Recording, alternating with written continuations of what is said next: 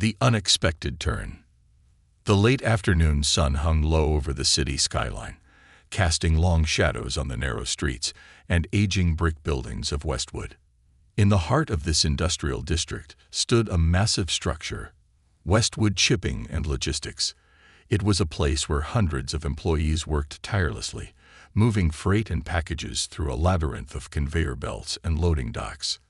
Inside the cavernous warehouse, a rhythmic hum of machinery filled the air, interrupted only by the occasional shot of workers coordinating deliveries.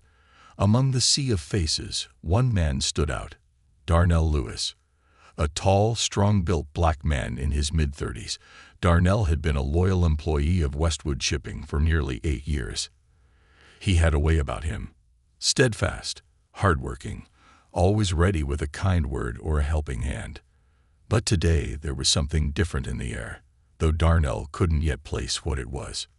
Darnell wasn't just any worker. He was known for his integrity and his readiness to help others. Whether it was an overburdened colleague or a struggling rookie, Darnell's presence was like a pillar of support, always there to offer stability. He believed in doing right by others, even when no one was watching. It was just another Friday shift when something unexpected happened. Darnell had finished loading his section early and decided to check in with his coworker, Benny, a middle-aged man who had recently been hired. Benny wasn't adjusting to the fast pace of the warehouse, and Darnell, being the mentor he was, had taken it upon himself to show Benny the ropes. As Darnell approached, he noticed Benny standing awkwardly near one of the conveyor belts, his face contorted in frustration. Struggling to lift a heavy box, Benny's hands trembled. "You need a hand, Benny?" Darnell asked, stepping closer. Benny, his face red from effort, gave a grateful nod. "I don't know how you make this look so easy, man," he muttered, attempting to lift the package again but faltering. Without a second thought, Darnell bent down and helped ease the box onto the cart. "It's all about the technique," he said with a smile, showing Benny how to use his legs rather than his back. Suddenly, a loud metallic screech echoed through the warehouse, followed by a cry. Darnell whipped his head around to see a man lying near the edge of the loading dock, his wheelchair tipped over. A group of workers had already gathered, but no one moved to help. Darnell didn't think twice. He sprinted toward the commotion. As Darnell neared the scene, he recognized the man, a retired military veteran named Oliver. Oliver had been coming in to assist with packaging logistics, working part-time, despite his disability. He was well liked by the staff, though most people treated him with a sort of distant politeness, unsure of how to approach his disability. Without a second thought, Darnell reached down to help Oliver up. "You okay, Oliver?" "That looked like a nasty fall," Darnell said, his voice calm but concerned. Oliver grimaced but managed a weak chuckle. "Just a little too quick on the turn there, I guess. Dan Chair's been giving me trouble for weeks." Darnell gently lifted Oliver back into his wheelchair, making sure everything was secure before he stood up. "You need to report that. It's not safe for you to be in a chair that's acting up." Oliver nodded appreciatively, patting Darnell on the arm. "Thanks, Darnell. Not everyone's so quick to jump in." Darnell shrugged, just doing what anyone should, but not everyone saw it that way. The warehouse supervisor, Doug Whitman, had been watching from his office window. A grizzled man in his 50s, Doug ran the operation with an iron fist, more concerned with the bottom line than with the welfare of his employees. He was not the kind of man who cared about empathy or compassion. His primary concern was efficiency. As he watched Darnell assist Oliver, a scowl darkened his face. Darnell returned to his station, thinking little of the incident. He had just done what felt right. As he resumed his duties, a foreboding feeling nagged at him, but he brushed it off. After all, he had done nothing wrong. Just as his shift was about to end, Darnell received an unexpected summons. Doug Whitman wanted to see him in his office. Darnell wiped his hands on his work pants and made his way across the warehouse. Doug's office was perched on a platform above the main floor, offering a bird's eye view of the entire operation. As Darnell climbed the metal stairs, his heart began to beat a little faster. He wasn't sure why he had been called in, but he had a bad feeling. He knocked on the door, and Doug's gruff voice beckoned him inside. Doug didn't bother with pleasantries. "Darnell, do you know why you're here?" he asked, leaning back in his chair, his hands clasped on the desk. Darnell shook his head. "No, sir, I don't." Doug's eyes narrowed. "I saw what you did down there, helping that man, Oliver. Now, don't get me wrong. I understand you're trying to do the right thing. But we run a business here, Darnell, and your job is to load packages, not play hero." Darnell blinked, confused. "With all due respect, sir, I didn't see it as playing hero. Oliver needed help, and I was done with my work. I didn't think." "That's the problem," Doug interrupted, his tone cold. "You didn't think. You acted. And now we're behind schedule because you took time to help someone who wasn't even part of your crew." Darnell felt a surge of frustration rise in his chest. "But sir, it didn't take long, and everything is back on track." "I don't see how."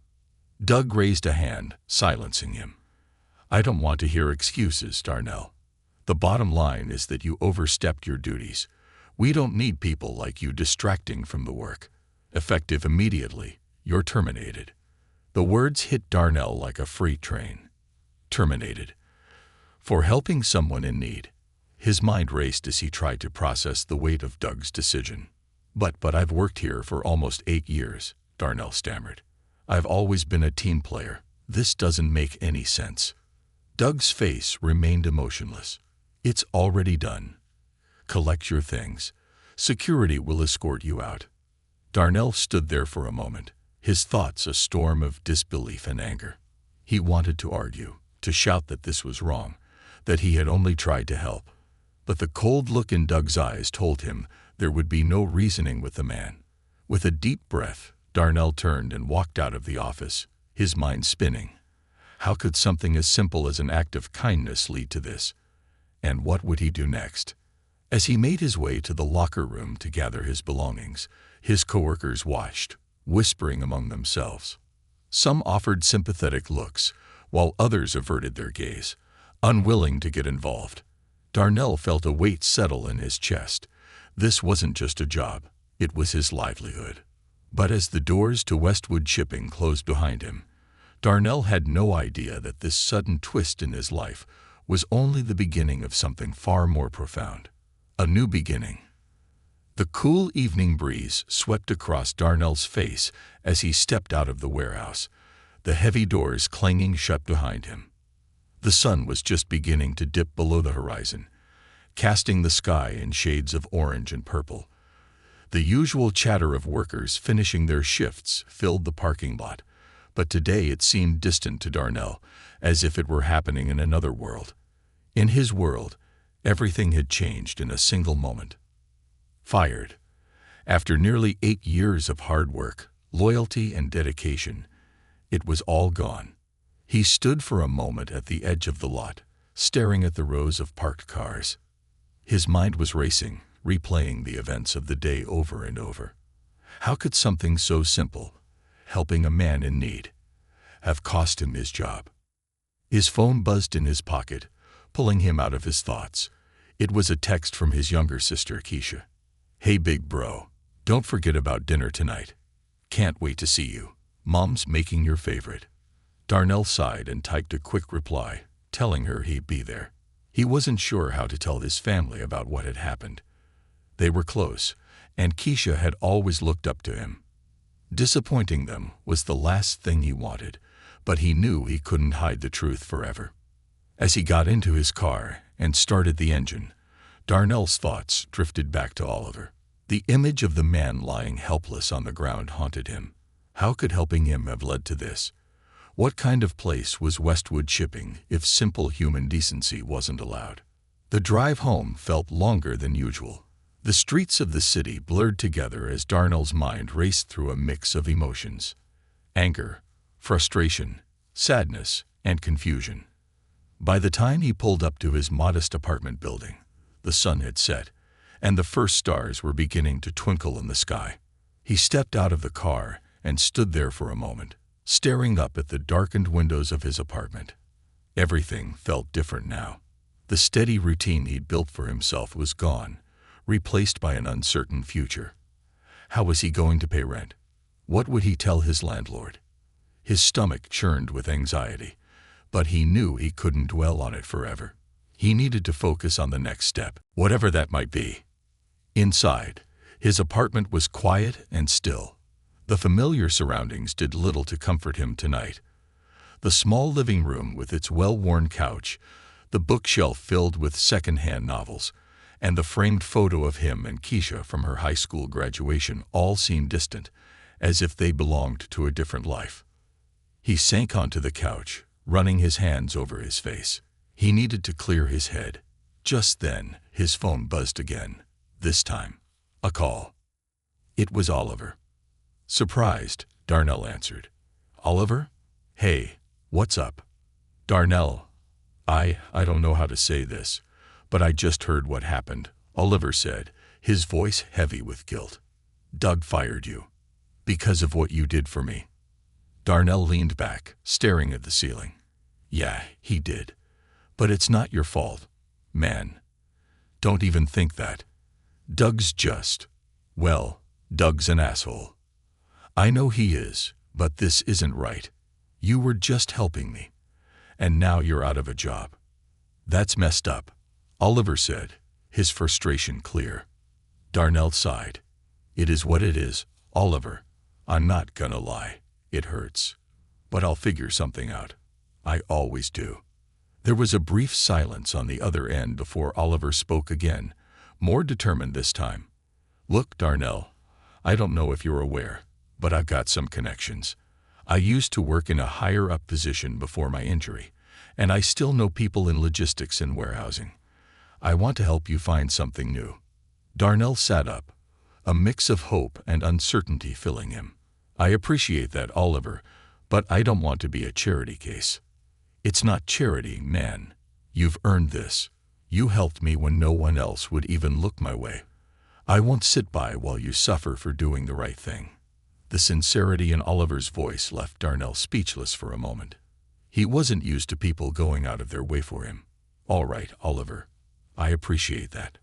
I really do. Let me know if you hear of anything. I will. And Darnell, don't give up. People like you are what the world needs more of, Oliver said before hanging up. Darnell sat there for a while, staring at his phone. It was strange. In the middle of all the chaos, a glimmer of hope had appeared, but he couldn't rely on that alone. He needed a plan. Later that evening, Darnell found himself sitting around the family dinner table at his mother's house.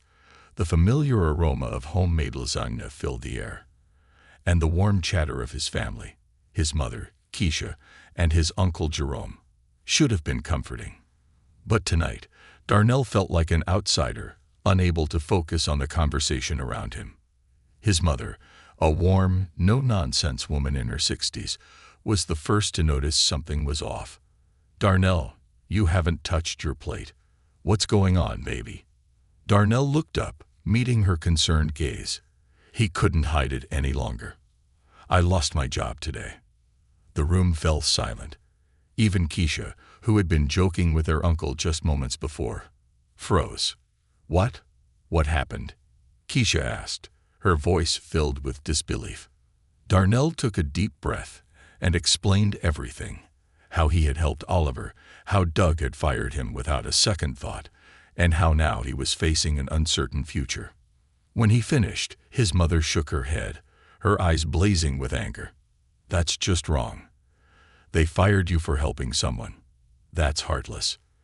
I don't get it, Keisha added, her brow furrowed in confusion. How could they do that to you, Darnell? You've always been one of their best workers. Darnell shrugged.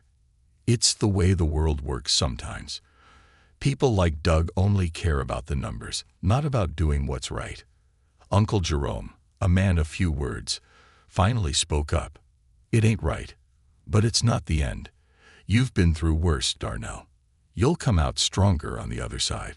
Just gotta figure out your next move. Darnell nodded, appreciating the support but still feeling the weight of the situation pressing down on him. "I know I'll get through it. It's just hard right now. I've worked my whole life to get where I was, and now it's gone. Just like that." His mother reached across the table, taking his hand in hers. "You're gonna be okay, Darnell. You're strong, and you've got all of us behind you. We're family. We'll figure this out together." Keisha chimed in. "Yeah, and besides, you're way too talented to stay down for long.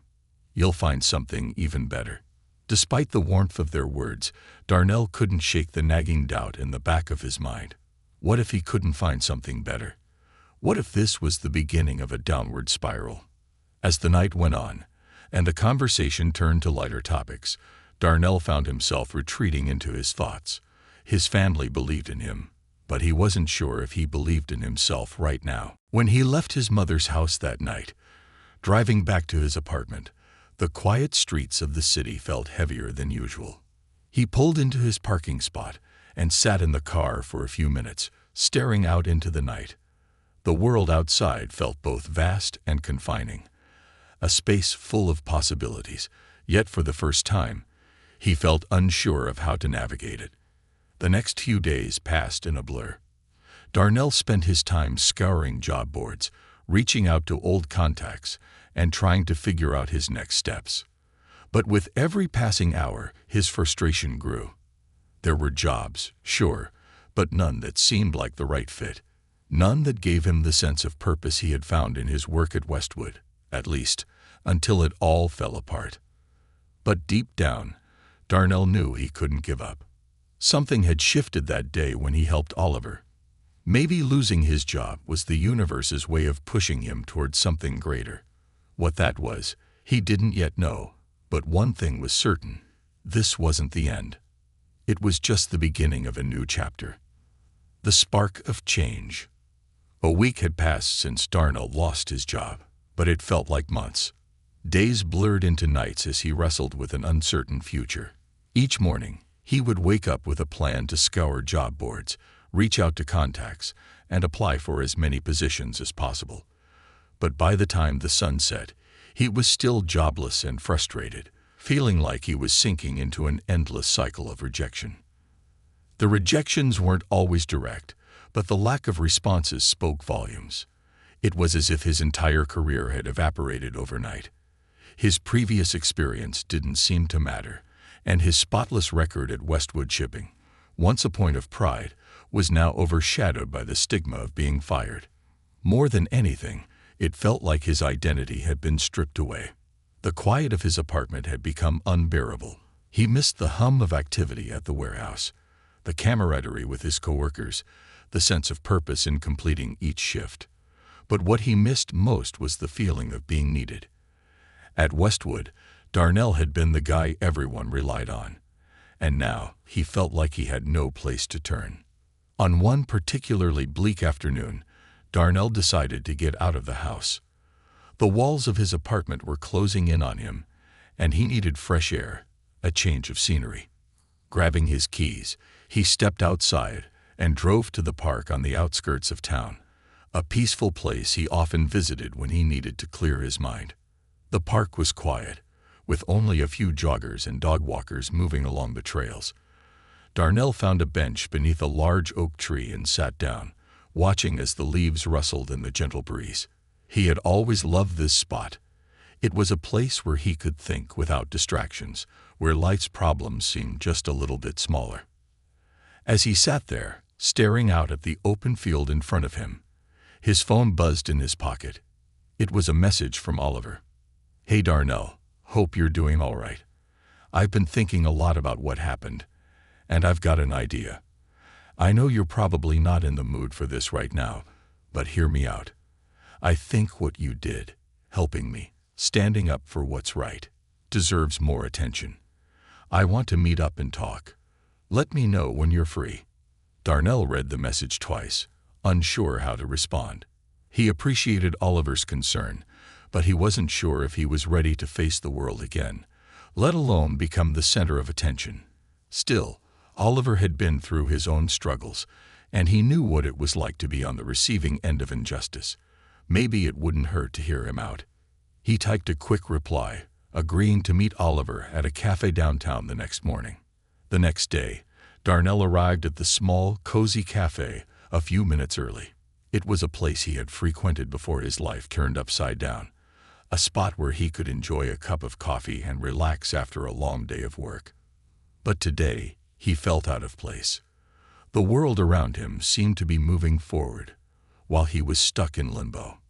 Oliver arrived shortly after, hobbling on his crutches but still wearing the same determined expression he had the day Darnell met him. His military background was evident in the way he carried himself, strong, confident, despite the physical limitations that had been imposed on him. They exchanged pleasantries, ordered their drinks, and found a table near the window. After a few moments of silence, Oliver leaned forward, his eyes serious. "Darnell, I've been thinking a lot about what happened, and I know you're probably still pissed off about losing your job. Hell, I would be too. But what you did that day wasn't just some random act of kindness. It was bigger than that." Darnell frowned, unsure of where Oliver was going with this. "I appreciate that, Oliver, but at the end of the day, I lost my job because I stepped away to help you. That's just the reality of it." Oliver shook his head. "No, man, it's more than that. You did what most people wouldn't. You put someone else's needs above your own, even when it meant risking your job. And that's exactly the kind of thing this world needs more of." He paused, letting his words sink in before continuing. "Look, I know I mentioned this before, but I want to take this further. I've got connections, people in the media, people who care about stories like yours. I think we should tell your story." Darnell blinked, surprised. "Tell my story? Like, to the press?" "Yeah. We're living in a time where people need to hear about this kind of stuff, about doing the right thing even when it's hard. And more than that, I think we can get some real attention on what Westwood Shipping did. Companies like that can't just throw away good workers because they chose to be human. It's not right, and they need to be held accountable." Darnell leaned back in his chair, processing what Oliver was saying. Part of him wanted to reject the idea outright. The thought of putting himself in the spotlight, of reliving the entire experience publicly, made him uncomfortable. But another part of him, a quieter, deeper part, knew that Oliver had a point. What had happened wasn't just about him losing a job. It was about a system that valued profits over people, numbers over compassion. Maybe it was time for someone to stand up and say, "Enough." "You really think people would care?" Darnell asked, skepticism creeping into his voice. "I know they would," Oliver said firmly. "People are hungry for stories like yours. Stories that show there's still some decency left in the world. And who knows, maybe this could turn into something bigger. Maybe we can spark some real change." The idea felt daunting, but as Darnell sat there, looking out at the bustling city streets beyond the window, he realized something. For the past week, he had been searching for a way forward, trying to figure out his next move. Maybe this was it. Maybe this was the path he hadn't seen before. "All right," Darnell said, his voice steady. "Let's do it. Let's tell the story." Over the next few days, Oliver got to work. He contacted a few journalists he knew, and before long, word started to spread. It wasn't long before Darnell found himself sitting in front of a camera, recounting the events of that fateful day. The interview was nerve-wracking at first. Darnell wasn't used to being in the spotlight, but as he spoke, something shifted inside him. The fear of being judged, of being misunderstood, began to fade, replaced by a sense of purpose. The story spread faster than either of them had expected. It started with a few local news outlets, but soon larger media organizations picked it up. Before Darnell knew it, his story was being shared on national news sites, social media platforms, and even televised news segments. People across the country were talking about Westwood Shipping and its treatment of Darnell.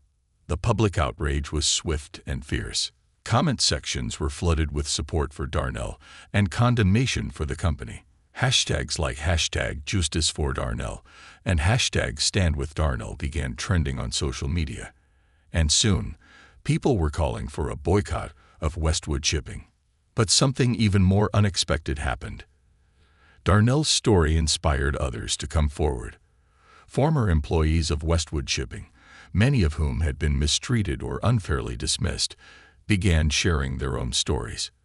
What had once been a personal battle for Darnell was now becoming a movement for workplace fairness and accountability. As the weeks went on, the pressure on Westwood Shipping mounted. The company's executives, who had initially tried to brush off the controversy, were forced to respond. They issued a public statement, acknowledging Darnell's story and promising to review their policies. But for many, it was too little, too late. In the midst of it all, Darnell found himself at a crossroads. He had never intended to become a symbol of anything, let alone a movement. But now, standing on the edge of something bigger than himself, he realized that maybe this was his calling. Maybe losing his job had been the spark that would ignite something greater, not just for him, but for others like him who had been overlooked and mistreated. As he stood in front of a crowd at a rally in support of workplace rights, holding a microphone in his hand, Darnell felt a surge of emotion. He looked out at the faces of the people who had gathered to hear his story, people who believed in him, who believed in change, and for the first time since he had lost his job, he felt a sense of hope.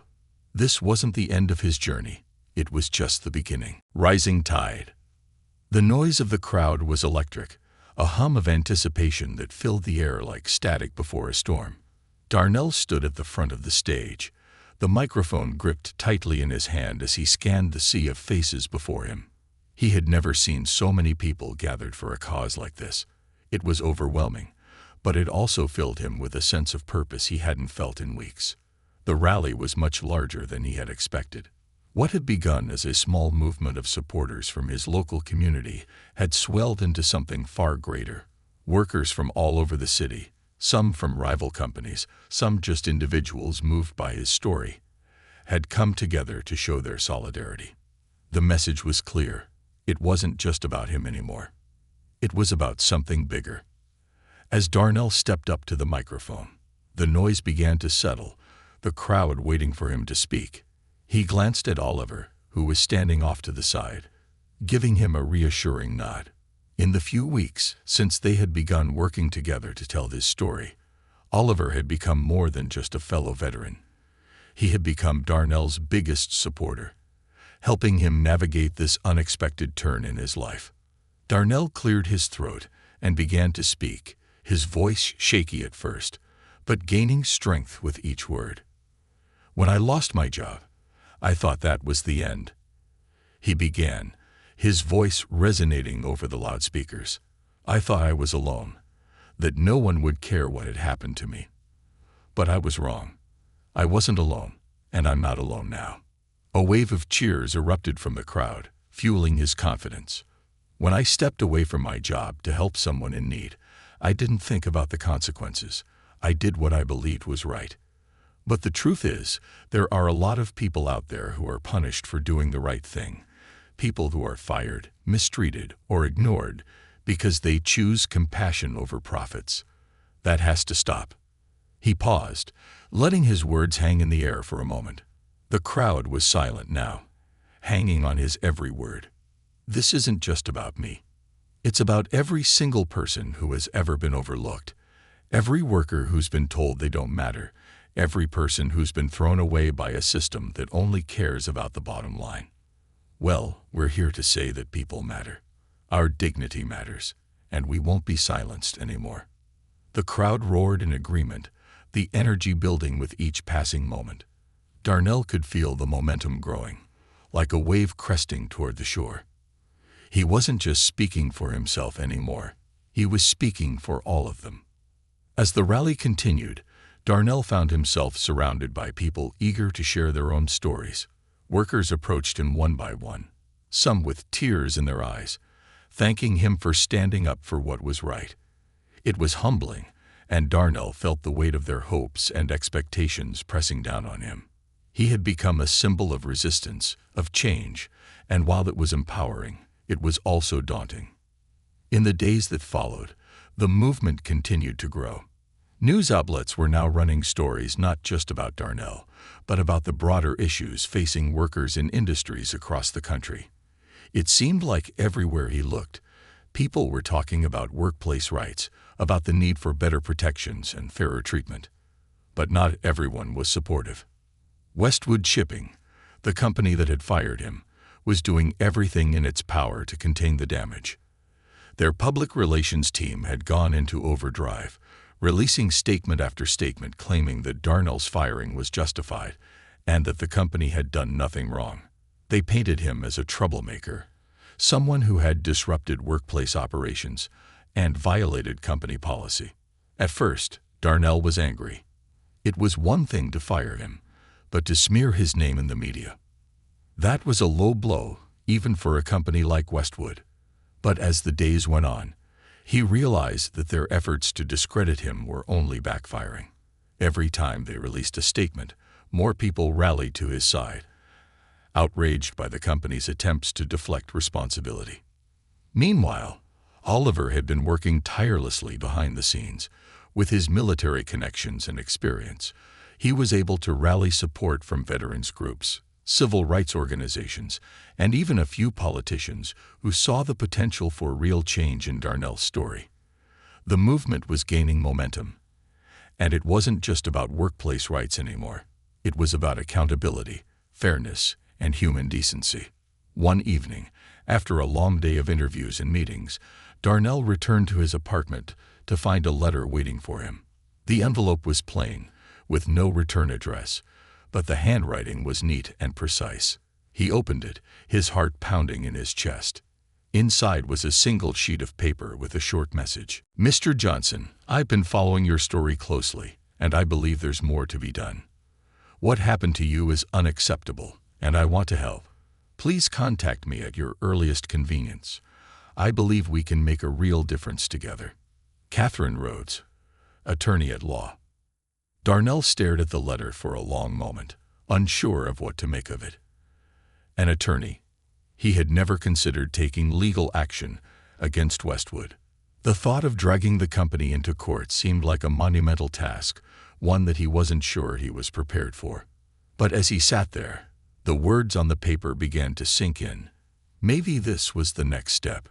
Maybe it wasn't enough to just tell his story. Maybe it was time to hold Westwood accountable in a more tangible way. The next morning, he called the number listed on the letter. Catherine Rhodes was a sharp, no-nonsense attorney with a reputation for taking on corporate giants.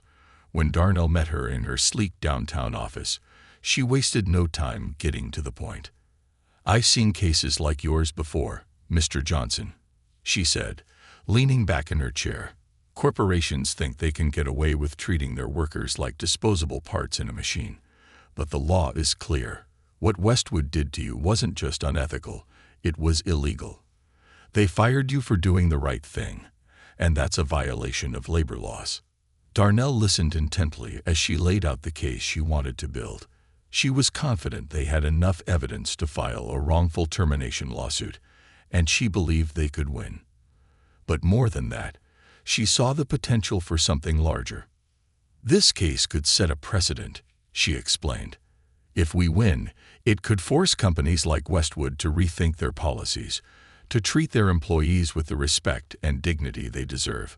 We're not just fighting for you, Darnell. We're fighting for every worker who's ever been mistreated." The idea of going to court, of taking on a company as powerful as Westwood, was daunting. But as Catherine spoke, Darnell felt a flicker of hope. Maybe this was the path forward. Maybe this was how he could turn his personal loss into something meaningful. He agreed to move forward with the lawsuit. In the weeks that followed, the legal battle began to take shape. Catherine and her team gathered evidence, interviewed witnesses, and prepared for what was sure to be a fierce fight in the courtroom. Westwood, predictably, fought back with everything they had. Their high-priced lawyers filed motion after motion, trying to delay the case and wear Darnell down. But Darnell refused to back down. As the court date approached, the media frenzy surrounding the case reached a fever pitch. Reporters hounded Darnell wherever he went, eager for updates on the lawsuit. But through it all, he remained focused. This wasn't about fame or revenge. It was about justice. And then, finally, the day arrived. Darnell stood outside the courthouse, staring up at the imposing building that loomed before him. It felt surreal, like he was living in a dream. A part of him couldn't believe it had come to this, a regular guy, a warehouse worker, about to face off against a corporate giant in a court of law. But as he took a deep breath and walked through the courthouse doors, he reminded himself why he was here. This wasn't just about him. It was about something much bigger. It was about doing what was right. Inside the courtroom, the atmosphere was tense. Lawyers from both sides exchanged sharp glances as they prepared to present their cases. The judge, a stern-looking woman with silver hair and piercing eyes, called the court to order. Catherine rose to her feet, her voice steady and strong as she addressed the court. "Your Honor, we are here today because my client, Mr. Darnell Johnson, was fired for showing compassion. He was punished for helping a fellow human being, and that is not only morally wrong, it is legally indefensible." As Catherine spoke, Darnell felt a surge of pride.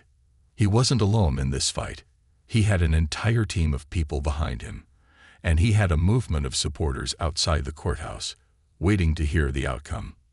This was it. The battle had begun. The trial begins. The courtroom buzzed with tension as the trial began in earnest. Reporters filled the gallery, and their cameras flashed outside the courthouse, catching glimpses of the growing crowd of supporters who had gathered to back Darnell. The media frenzy had reached new heights, with the case now being labeled as a landmark battle for workers' rights. Yet for Darnell, sitting there in a stiff chair beside Catherine Rhodes, it still felt surreal. A part of him wondered how his life had led to this moment, how his simple act of kindness had escalated into a courtroom showdown. Catherine leaned in, whispering, "Stay calm. We've got this." Her voice was reassuring, but the gravity of the situation weighed heavily on Darnell's mind. The company's legal team was nothing short of intimidating. Westwood Shipping had spared no expense, hiring one of the top law firms in the country to defend them. Their lead attorney, a tall, imposing man named Victor Blackwell, exuded confidence as he rose to make his opening statement. "Ladies and gentlemen of the jury," Blackwell began, his voice smooth and calculated, "this case is about more than just a man helping someone in need. It's about maintaining order in a workplace and ensuring that every employee adheres to the policies that keep the business running smoothly." He paced in front of the jury, hands clasped behind his back. Mr. Johnson, while no doubt well-meaning, violated company policy by abandoning his post during critical hours. His actions jeopardized productivity, and his termination was not a matter of discrimination or cruelty. It was a matter of maintaining discipline and ensuring the continued success of the company. Blackwell's words were met with nods from the corporate representatives seated behind him. They all seemed so sure, so confident that they were in the right. But as Darnell listened, his frustration grew. How could they reduce his actions to a mere violation of policy? How could they ignore the humanity of what had happened? When Catherine stood to deliver her opening statement, the courtroom fell silent. She walked toward the jury with calm authority, her eyes scanning their faces, locking onto them one by one. "Ladies and gentlemen," she began, her voice steady but firm, "this case is about what it means to be human. It's about what happens when compassion and decency are treated as liabilities instead of virtues.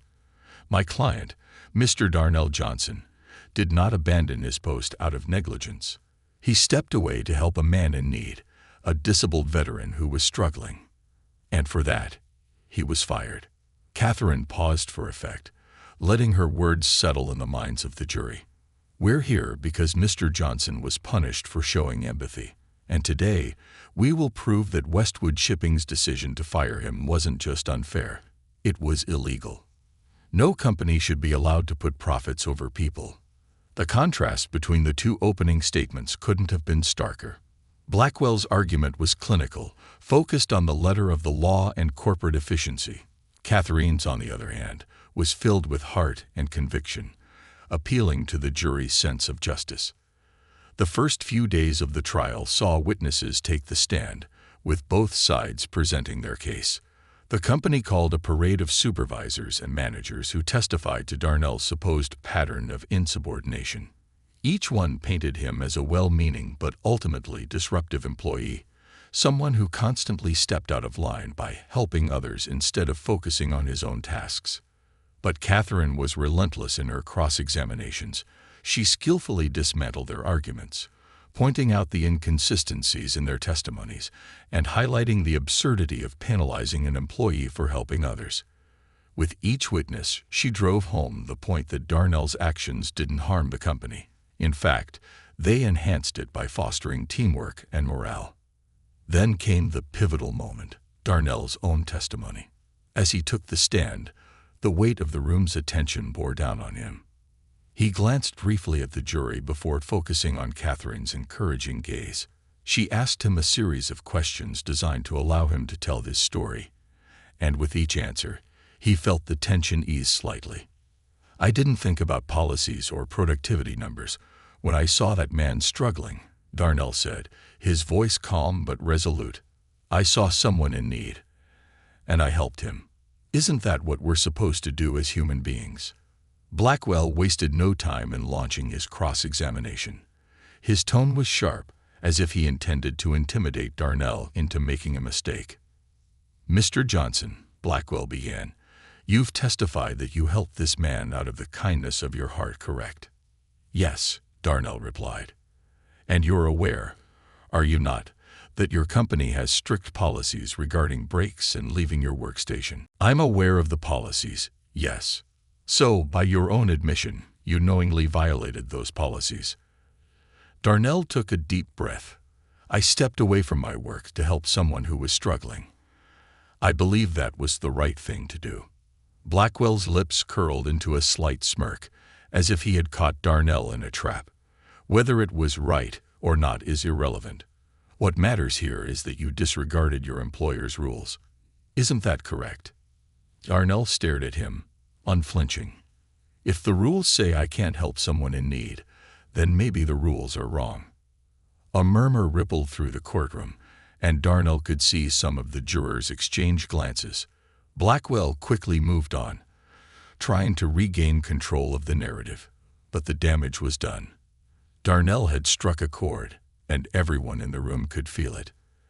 As the trial wore on, the atmosphere in the courtroom became more charged. Catherine brought in key witnesses, workers from Westwood who had witnessed Darnell's act of kindness firsthand and could testify to the company's culture of cold efficiency over human decency. Each testimony chipped away at Westwood's carefully constructed image. But perhaps the most shocking moment came when Catherine introduced a surprise witness, Victor, the disabled veteran whom Darnell had helped that fateful day. Victor's presence in the courtroom was unexpected, and as he took the stand, there was an audible gasp from the audience. Victor, who had been hard to track down due to his transient lifestyle, recounted his encounter with Darnell. His voice trembled slightly, but his words were powerful. "I was struggling that day," Victor said, his eyes misty with emotion. "I didn't ask for help, but Darnell saw me, and he came over anyway. He didn't just walk by like everyone else. He stopped. And in that moment, he made me feel like I wasn't invisible, like I mattered." His testimony moved the jury, and Darnell could feel the tide turning in his favor. By the time closing arguments were made, the atmosphere in the courtroom was electric. Blackwell, still as composed as ever, stuck to his argument that the company had acted within its rights to terminate Darnell. But the cracks in his case were evident. His clinical detachment had begun to grate on the jury, especially after hearing the heartfelt testimonies of workers and witnesses alike. When Catherine rose for her closing argument, she spoke with the same conviction that had carried her throughout the trial. "Ladies and gentlemen of the jury," she said, her voice firm but compassionate, "this case isn't just about one man losing his job. It's about what kind of society we want to live in. Do we want to live in a world where helping others is punished, where compassion is seen as a weakness and profit is valued above people? Or do we want to live in a world where decency, kindness, and humanity are rewarded? She paused, letting the weight of her words sink in. My client, Mr. Johnson, did the right thing. And I believe that you will too. The jury was dismissed to deliberate, and as they filed out of the courtroom, Darnell felt a strange sense of peace. Whatever happened next, he knew he had done everything he could. Hours passed. Darnell, Catherine, and Oliver waited anxiously in the courthouse, along with a growing crowd of supporters outside. The media was buzzing with speculation, and people all over the country were glued to their screens, waiting for the verdict. Finally, the jury returned. The room fell silent as the foreman stood to read the decision. Time seemed to slow, and Darnell could feel his heart pounding in his chest. We, the jury, find in favor of the plaintiff, Mr. Darnell Johnson. The courtroom erupted in cheers. Darnell felt a wave of relief and disbelief wash over him. He had won. But more than that, he had proved that compassion wasn't just a personal virtue. It was something worth fighting for. A new beginning. The courtroom's jubilation was nothing short of electric. The supporters outside erupted into cheers as the news of the verdict spilled out through the doors. Reporters hurried to capture the moment, the sound of their cameras punctuating the shouts of victory. For Darnell, though, everything seemed to slow down. The noise around him became a distant hum, the faces of the people a blur. All he could focus on was the profound relief swelling in his chest, the sense of justice finally served. Catherine Rhodes turned to him, her eyes gleaming with the glow of success. We did it, Darnell, she whispered, though her smile was as wide as if she'd shouted it. You did it. For a moment, Darnell was speechless. He wanted to thank her, but all that came out was, I can't believe it's over. He could feel his hands trembling slightly from the overwhelming rush of emotions. Relief, joy, disbelief. This wasn't just about winning a case. It was a victory for everything he believed in. Kindness, integrity, standing up for what's right. But Catherine shook her head, her expression softening. It's not over, she said, as if reading his thoughts. This is just the beginning.